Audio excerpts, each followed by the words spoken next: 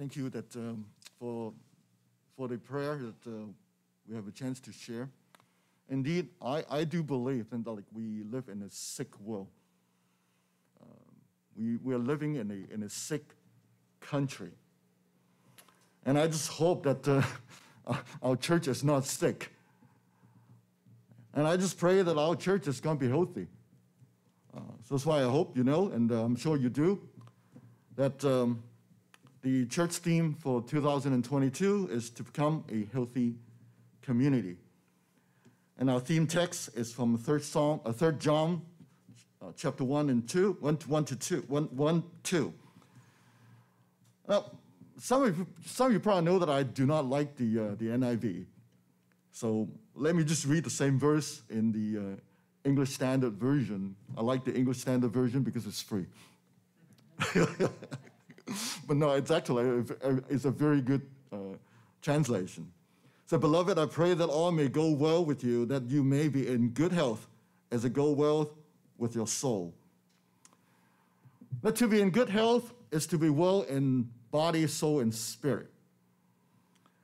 Well, I have to say, I'm not necessarily the healthiest person, and I believe that some of you may remember that I shared with you a few years ago that I've been having twitching in my right eye. Well, last year it came back, and beginning of this year, it actually started to be more intense, and I've been seeing like acupuncturists and having acupuncture and seeing doctors, even a neurologist. And the neurologist, without taking further look, basically say, well, you need Botox. Well, I'm not sure about like what you think about Botox. I personally have some sort of an uneasy this feeling of having maybe even the first pastor that have Botox in his face, But I was so surprised. Actually, my wife is really just resisting this, resisting it because it felt like, wow, you may look younger than I am. But anyway, yes, please also pray for me. And the acupuncture seems to be doing okay, and I'm recovering a little bit better. At least that I don't think I'm twitching as bad. And at times it can be difficult because it's not just twitching, because also affect my face and also my mouth. I pull a little bit to the side, so like sometimes even simple talking and singing can be difficult. But anyway, it is my prayer that it's not just for me to be healthy, but it's also prayer that all of us to be healthy, to be physically healthy, but also spiritually, psychologically, emotionally, and relationally. And I pray especially for the leaders of the church that we're going to be healthy. Now, I titled this message, Healthy Church, Healthy Leaders. Now, I think it takes a genius to figure it out. Healthy church needs healthy leaders. A healthy church needs healthy disciples. We as a spiritual community needs all of us to be healthy disciples of Christ. Now, without any delay, let me just dig into a text today, which is the 3rd Psalm in chapter 1. Of course, 3rd Psalm only has one chapter, and beginning with verse 1. The elders to the beloved Gaius, whom I love in truth. Now, from this verse, at least I know a little bit about this. It is a letter, and of course, some would call it an epistle. Like the sender called himself the elder, and the recipient is a person called Gaius. But who was this elder anyway? Elder, of course, this means an old man, a senior person anyway. When I take this elder, since the way he identified himself, I would take him as a very well-known individual, highly recognized as a godly man with godly wisdom. Now, he was highly respected by the recipient, Gaius, that he would have no problem knowing who that elder was. Now, church tradition recognized this elder as none other than the beloved disciple, the Apostle John. And I see no reason for disagreement or argument. Now, whether it was the Apostle John or some other older person or older anyway, the author had a very close relationship with Gaius, the recipient of this letter. So again, then we have asked, who was this Gaius anyway? Now, 5 people were named Gaius in the New Testament, and it was a very common name. It may not be as common as like the Johns or the Joes, whatever. Anyway, but it was a very common name at that time. So I have difficulties at least to identify or know with certainty who this person was, where he lived, or what he did. But I know that this guy was close to and probably dear to John. And 3 times in this letter, John called Gaius beloved. So why did John write to Gaius? Well, just like a lot of letters, it's like by Paul, there was problem. There were problems. And today I just want to identify one single problem.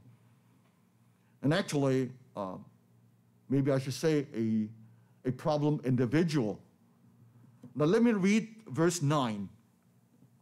I've written something to the church, but Diotrephes, who likes to put himself first, does not acknowledge our authority. So if I come, I will bring up what he is doing, talking wicked nonsense against us.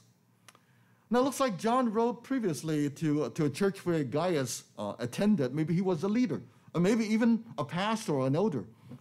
The letter may have been intercepted by a person called Diotrephes, and probably another leaders of that church. Now, if John could have just made it to that church, whether it was this church, whatever that church was anyway, he would have disciplined this Diotrephes himself. However, for whatever reason it was, John could not be there. So he just asked Gaius to deal with this person for him. Well, in a way, we call it doing his dirty laundry for him. But anyway, John also recommended a person called Demetrius to Gaius, this to be his assistant. And this Demetrius may have been the carrier of this letter. Now, in this short letter, John mentioned 3 individuals. Of course, we talk about like Gaius already. We talk about, also heard the name Diotrephes and also Demetrius. Now we'll take all 3 of them are leaders. We're leaders. And that they may have, in a way, representing, I think, in some way, that they may represent 3 types of leaders in the church. And today I want to study with you these 3 men, hoping to discover the profile of a healthy spiritual leader.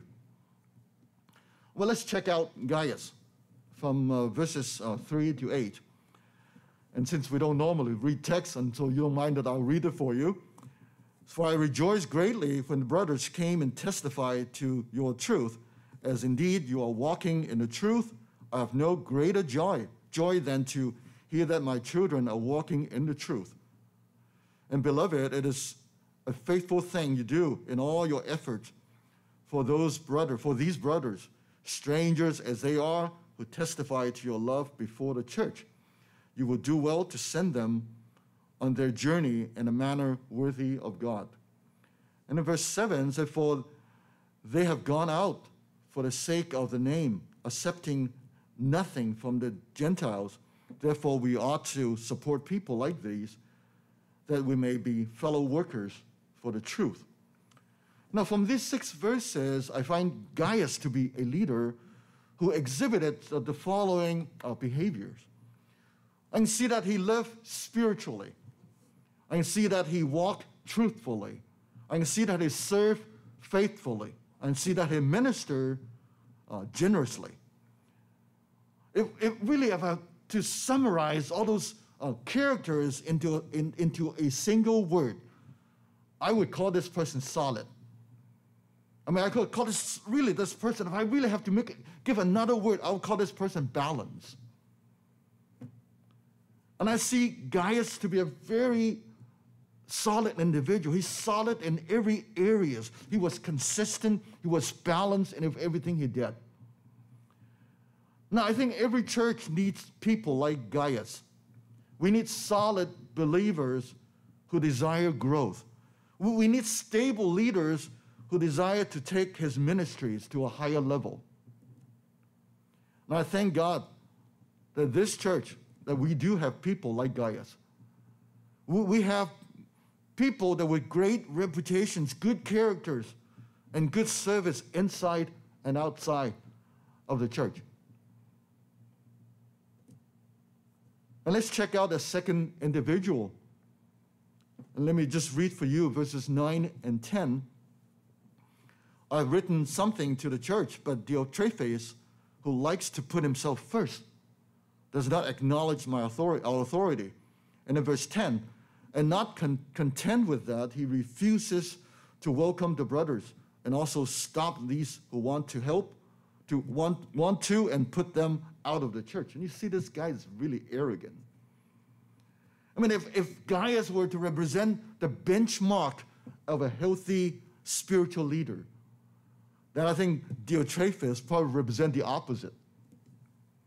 And I know that like putting words together sometimes can be surprising, can be just funny. And for me, putting like unhealthy and leaders together, it's just an oxymoron. It doesn't make sense. I mean, how can a leader be unhealthy? How can an unhealthy person be a leader? It doesn't make sense. But however, like Diotrephes was indeed an unhealthy leader with unhealthy attitude.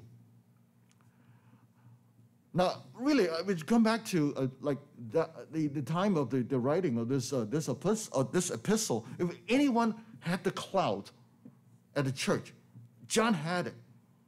John had it. If anyone had the authority, John had it. Yet this Diotrephes, who had the audacity not to yield, I mean, he would not acknowledge John's authority over him. So, brothers and sisters, once again, John was not an ordinary John. He was just not an ordinary old man. He was an apostle. He was one of the original. He was the patriarch of the church of Jerusalem. But this Diotrephes dared to deny him. Why? And Diotrephes would not accept anyone above him.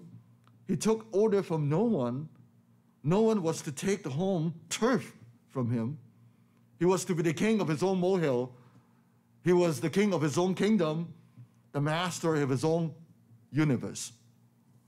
And sad but true, we still have unhealthy leaders like this in the church today. And you may be just as curious as I am. You know, why would any church pick or select people like this? I mean, it's like, at least like Diotrephes. Why would pick a person like Diotrephes to be a leader? Why would anybody take someone just so arrogant? And why would anybody take someone just want to just take no orders from anybody? But what happened anyway? Now, I'm not defending Diotrephes or anybody that I would consider as unhealthy leaders.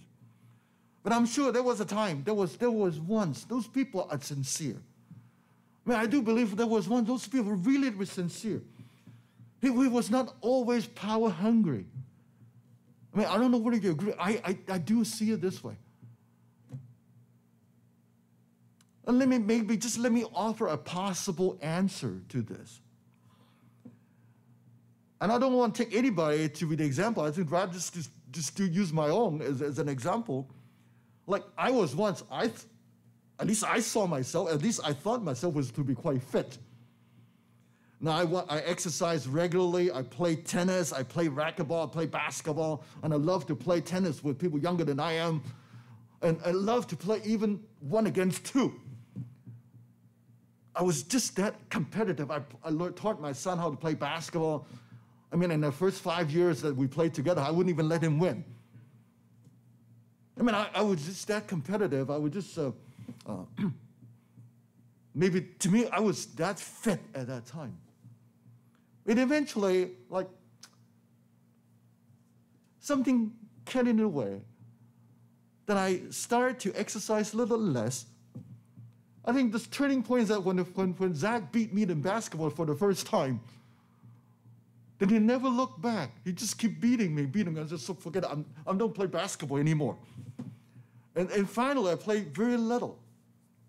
And I exercised also very little. Yet I was still convinced that I was the old Alan Chow. I would still see myself as still a very fit person.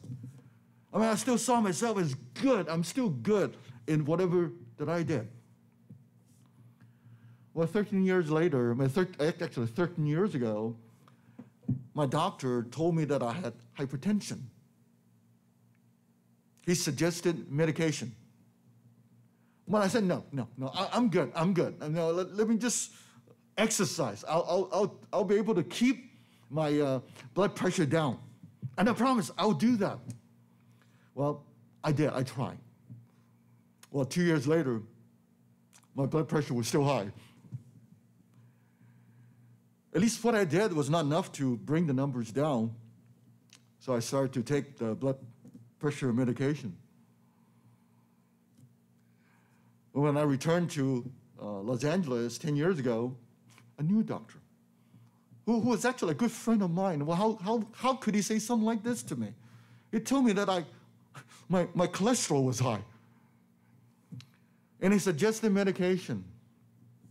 Once again, my first impression said, no, I don't want to take medication. I don't want to take any more medication. I don't want to take cholesterol medication. But my doctor was very consistent. He explained that my cholesterol were to be like, okay, close about like 250. Now exercise, the best you can do is lower by like 10%. So in this case, well, 25. Well, 250 minus 25 is still 25. It's still high. But like medication can bring it much lower, can bring it down. So I finally yielded and I started to take the cholesterol medication. It was down to, right away, almost instantly, it went down to 150. And I started to take cholesterol medication consistently. Now, once again, with blood pressure and cholesterol under control, no, I thought I was healthy. I thought it was good. And recently, another doctor just told me that my blood glucose was slightly elevated and now consider pre-diabetics. Good news is no medication is required at this time. Now I asked myself, how did I become just so unhealthy? What happened? Why did I just do that? As I was just reflecting this, I say, well, definitely one of the reasons is lack of a self-awareness. Maybe even I have self-deception. I keep convinced myself that I'm still very healthy. I'm still considers myself to be very good in every which way. I thought I was good as new, actually. Well, I became disconnected with reality. And I thought only I could keep everything under control. I know what's best for me, but after all, that's my body. I think maybe it works the same way for Diotrephes or any other leaders who've gone unhealthy or even gone bad. I think those people initially, they were good. They were ones with good intent. I think they all had started with good hearts, good attitudes. And I see like Diotrephes, probably at the beginning, maybe just they were without a pastor. No, he was taking care of the church when no one else were doing it. And maybe he was later on, because he was doing so well, that he was given more more power. And slowly, power was taking more of him. As we know, power corrupts. Once a person has power, he or she wants more. And all of a sudden, I think this mother church, Jerusalem, just sent a new pastor, and his name is Gaius. And later on, John wanted to send another guy called Demetrius. And all of a sudden, this Diotrephes had to share his power with a stranger, and it was not ready to do it. Something changed. But Diotrephes refused to change. Now, how do we know that we're healthy? Or how do we know that we're unhealthy? Or maybe you go to it like, how do you know that you got COVID? Take a test. Take a test just to be tested. And you know. Of course, most of the time we know if we have any kind of symptom. That's why you go and just to take a test. Now, I think we as a church, we also need to be tested. I think we as a church, we also know that where we at, how we doing.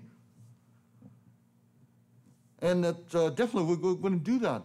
And when Pastor Keone returns in October, we as a church will take a test called PEAK, P-E-A-K. It's a Lion's own version of a survey that would test the health of the church. And that's what we're going to be doing. We need to be evaluated. I think part of the church is a lot of problems that we have that we do not evaluate ourselves. We need to know what we're good at. We also need to know our weaknesses. We need to improve. We need to raise our ministry to a higher level. If left untreated, to be honest, we'll die. Just same thing, if I don't take care of my body, if I don't take medication, if I don't exercise more frequently, my health would continue to go down. I think it works the same way for a church. And that's why I understand why the body, the church, the Bible always just says that the church is like a body.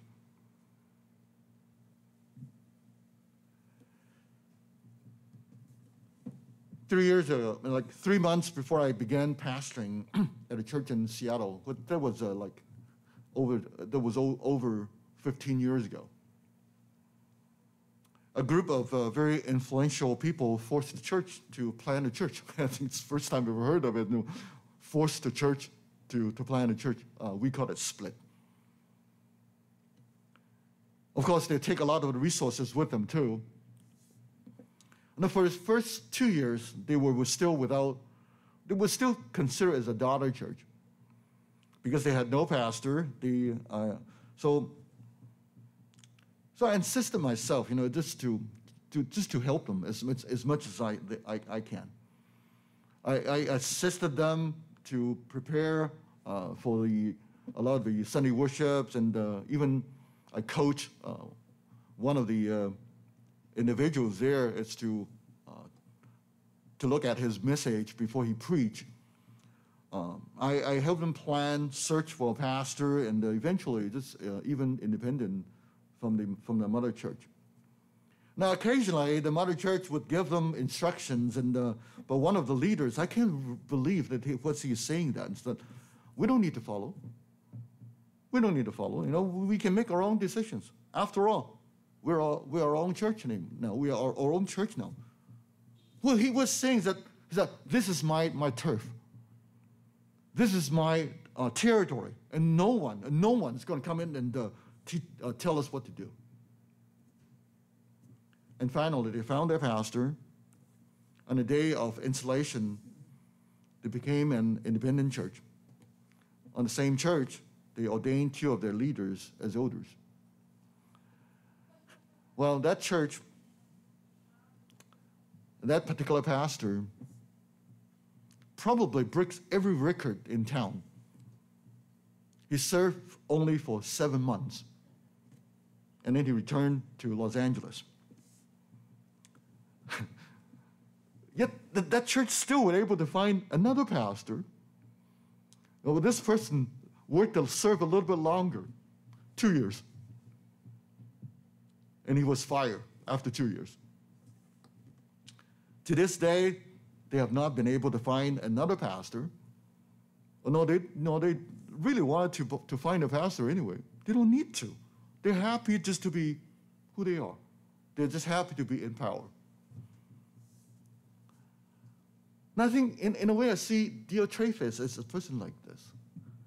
He saw this church was his own church. And he could do whatever he pleased. He didn't care who John was, He was not ready to let anyone meddle with his church. And from verses 9 and 10, I think what John wrote gives us a profile of an unhealthy leader. And you see a person like this, that he will exhibit prideful ambition. He shows like pompous arrogance. He persevere accusations. He had like profane activities. Now he was doing everything for himself. What we call today is that a person with agenda. He has his own agenda. But he was doing everything for himself, not the church. If I were to describe this person in one word, I would use that word there, wicked. Wicked. Now, I wouldn't say, please don't get me wrong. I wouldn't say that Diotrephes was not a believer. I'm not saying that. But somehow something went seriously wrong. Either he took a wrong turn or make a bad decision, a wrong decision. His path just went crooked. And his thoughts just became wicked. And he just continued to do that. And I think for me as a pastor, we need to be very careful of people like this. But let me tell you, this is like, somehow those people are very hard to spot. My biggest failure pastoring the church in Seattle, even though I lasted longer than anybody else, is that my inability to prevent two ill-intentioned people from serving in the deacon board. Although I was successful eventually and, kicked them out. The damage really could not have been repaired. Now, is there hope for the church? Absolutely. We just need more healthy leaders. But let's look at the third individual. Verse 12. Demetrius has received good testimony from everyone and from the truth itself. We also add our testimony, and you know that our testimony is true. Now, third person is Demetrius. As I said, he may have been the carrier of this letter to Gaius. And probably the same person that John recommended but rejected by Diotrephes earlier. Now, what kind of a person, what kind of a believer, or what kind of a leader is Demetrius? Well, I see from this text that he was a person with godly example and with good testimony. Yes, we need people like Demetrius. We need people like Gaius. Once again, my question is there hope for the church? Absolutely. No, I do believe absolutely there's hope for the church. Because, brothers and sisters, after all, this is not my church. This is not anybody's church. This is Jesus' church. And I pray the Lord will work within you to be well in your body, soul, and spirit. And I pray that God will give you the desire to be a person like Gaius, I pray the Lord will give you the desire to a person like Demetrius, to be strong, to be healthy, to be good leaders of the church. Now, of course, I talk about so many people, talking about 3 different people, and there's some, maybe all those so-called characteristics or characters is very difficult to remember.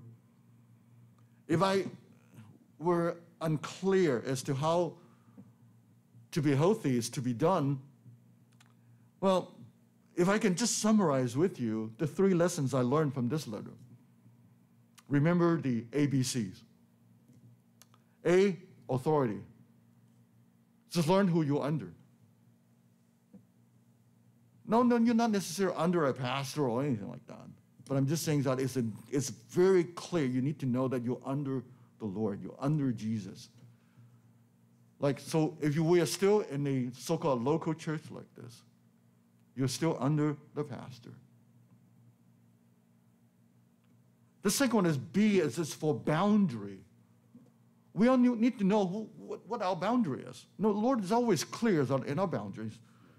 Up in like at the creation, like God just told our ancestor, Adam and Eve, said, well, there are 2 trees, what 2 kinds of trees? One is the tree of life, another one is the tree of wisdom. But this tree, don't eat the fruit. I mean, it's very clear as the boundary. This is not something you need to do. You should do. Well, guess what happened? Adam and Eve took the forbidden fruit. They don't live within their boundary. And then later on, God is still clear to them. It's like, okay, now this is the 10 Commandments. As long as you live within the boundaries of the 10 Commandments, you're okay. Well, somehow we keep breaking it. And eventually, God's even simplest to agree that love one another. Love one another. Do everything in love. You'll be okay. So, like, brothers and sisters, check yourself out. If you're doing anything that's not out of love, something went seriously wrong. So remember your boundary. C is to be Christ-like. Learn to imitate, learn to mimic, learn everything that you can do to be Christ-like. I think we'll go a long way.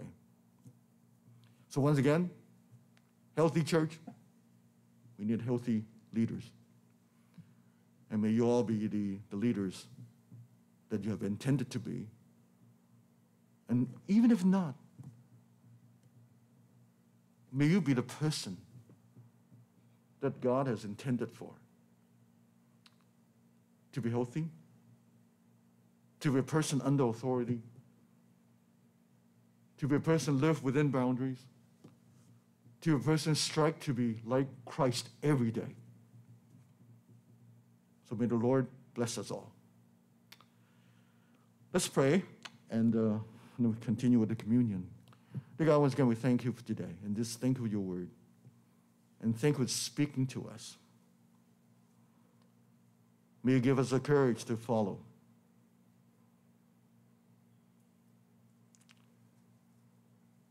Help us to learn the ABCs. Help us to learn to live under your authority. Live within the boundaries you set for us. Strive to be Christ-like. Once again, thank you. In Jesus' name, pray. Amen.